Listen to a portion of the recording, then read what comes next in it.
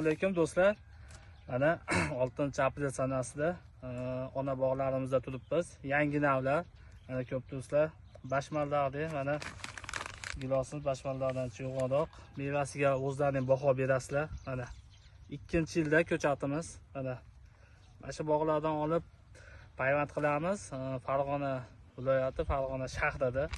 Mana ko'p do'stlar, hali bizni quvvat ham hali bunchalik bo'lgan yo'q. Navlarimiz mana bu ertakida meva holatdan ko'p do'stlar. Bu salafan, bu o'tlarga qarshi girbitsid sachganmiz. Mana o'sha tanasini gilosga tegmasini himoya qilgani salafanlar qilganmiz. Ko'p do'stlar, batga juda ko'p navlar ekilgan, 5 xil 6 xil navlarni xudo xolasa sinovdan o'tdi ko'pi.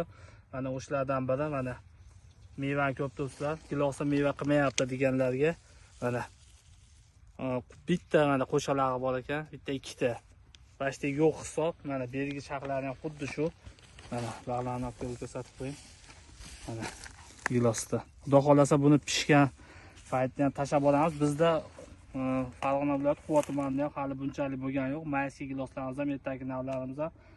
Dehqonlarga tavsiya qilamiz. Sinovdan o'tgan navlar, boqmoqchi bo'lganlar mana shunaqa yangi navlarni qilinglar. Sababi mana gilos yaxshi shaylanmayotgan xonasida mana holatlari vahshiy a'lo darajada.